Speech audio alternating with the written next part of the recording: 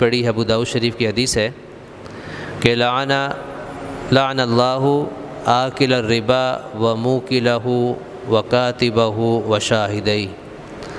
رسول اللہ صلی اللہ علیہ وسلم نے فرمایا کہ اللہ کی لعنت ہے ربا کھانے والے پر، ربا کہتے ہیں سود کو، اور سود کھلانے والے پر، اور سود لکھنے والے پر، اور سود پر گواہ بننے والوں پر۔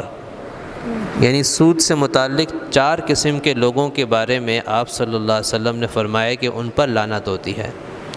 سود کھانا، سود کھلانا۔ سود کھانا اور کھلانے سے مطلب یہ نہیں ہے کہ سود سے کوئی چیز خرید کر آدمی کھائے پیے، بلکہ یہاں کھانے کھلانے سے مراد یہ ہے کہ سود دینا اور سود لینا، چاہے وہ سود کی رقم سے آدمی کوئی کھانے کی چیز خریدے، سود کی رقم سے آدمی کوئی گاڑی خریدے، کوئی مکان خریدے، کوئی فرنیچر خریدے، کوئی بھی کسی بھی مقصد کے لیے سود کی رقم کو استعمال کرے گا تو وہ اس وعید میں شامل ہے کہ اس پر اللہ کی لعنت ہوتی ہے۔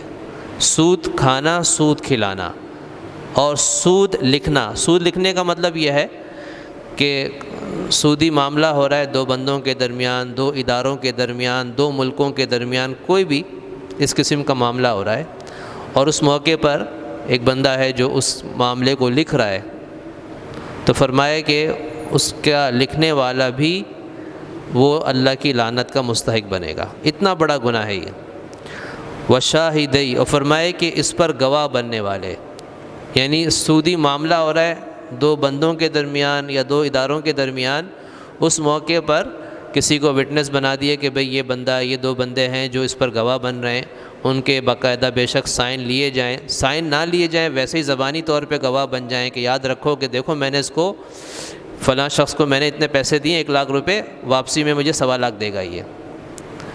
اس موقع پر کیا ہے، 2 بندوں کو گواہ بنا لیا تاکہ بات سے مکر نہ جائے آگے چل کے، کہ وہ کہہ دے کہ نہیں تم نے 1 لاکھ نہیں دیا تھا، 50,000 دیے تھے۔ تو اس چیز کو باقاعدہ لکھا گیا، لکھنے کے لیے ایک منشی رکھا گیا۔ اب لکھنا چاہے وہ پینسل کے ساتھ ہو، پین کے ساتھ ہو، کمپیوٹر پہ ہو، جیسے بھی ہو، جس صورت میں بھی اس کا لکھنا پایا جائے۔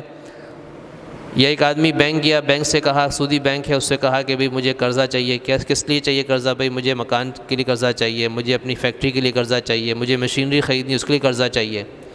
بینک نے کہا ٹھیک ہے ہم تمہیں 50 لاکھ روپے قرضہ دیتے ہیں، 10 لاکھ روپے دیتے ہیں، 1 کروڑ دیتے ہیں، 10 کروڑ دیتے ہیں، لیکن ریٹرن میں تم کیا کرو گے؟ 1 کروڑ کی جگہ 1 کروڑ 20 لاکھ واپسی ہوگی۔